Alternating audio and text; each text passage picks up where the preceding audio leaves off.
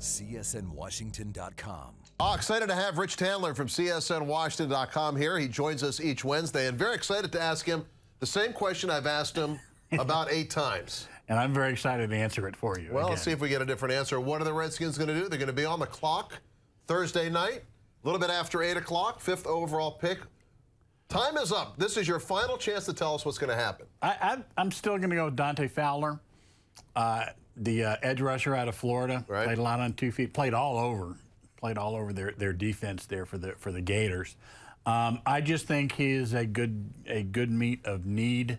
You know, they need a replacement for Brian Arakpo, and best available player. I mean, he is big, he is strong, he's a complete defender. He needs to work on his pass rushing moves some, but I think in a year or two with some good coaching around here from Joe Barry and friends, I think he could be a very good player, perhaps an all-pro type. Did you happen to watch the first segment of the show with Chris Baker? Yes, I did. Okay. Entertaining guy, right? Yes. He's a lot of entertainment. No So doubt. you look at that defensive line. One of the Redskins don't get a defensive lineman for whatever reason. That's defensive line, though, still looks much improved, doesn't it? Yes, no doubt. With with Stephen Paya added, with Terrence Knighton added, and Ricky Jean Francois coming in, that was a good boost of youth and ability, and then especially with Knighton, I mean, Barry Cofield, he did some good things at nose tackle, but he was not a true run stuffing type nose tackle, and I think that's what the defensive line, the defense as a whole, tough to run a 4-3 defense without one of those.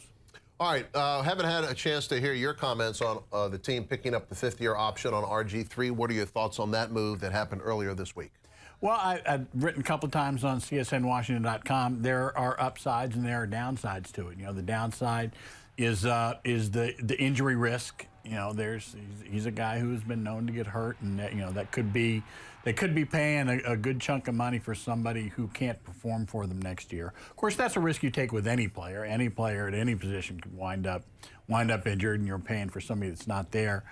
I think it also could complicate things if he plays well enough to where they want him back, but not well enough to warrant a $16 million salary. I think that kind of creates some sticky, basically you're negotiating a pay cut for the guy. That can make things a little bit sticky. But if he does play well, if he is something approaching the 2012 level, on the upside, he's locked up for less than the franchise tag amount. Plus, there's a lot of quarterbacks end up getting franchised multiple times. Right. And it kind of starts that cycle a year later, which makes a big difference in your cap. So, I think we'll just have to see how it turns out. He's going to have a great year, and then, hey, the issue is what happens after that in terms of a contract. Final thing for Rich Tandler, what would mean a successful draft for the Redskins? We always say you don't know until 3-4 years down the road. But we're asking you now. We're sitting here on Monday, next Wednesday, and we analyze what the Redskins did in the draft. What, in your opinion, would mean they did a good job? I think they really need 3 positions fairly high in the draft. I think they need, even though, Scott's going to go for best available player, need does factor into how you evaluate that best available player. Right. I think they need an edge rusher, like we talked about, whether it's a Dante Fowler or whether it's somebody later, Eli Harold out of Virginia in the 2nd. I think they need a right tackle that they can plug in, sooner rather than later. Yep. Maybe somebody like Eric Flowers, if they trade back a little bit in the 1st round out of Miami, big, mean offensive lineman. He talked about wanting big, long, mean guys big in there. people. Yeah. And I think they need either a safety or a cornerback they can convert to a free safety.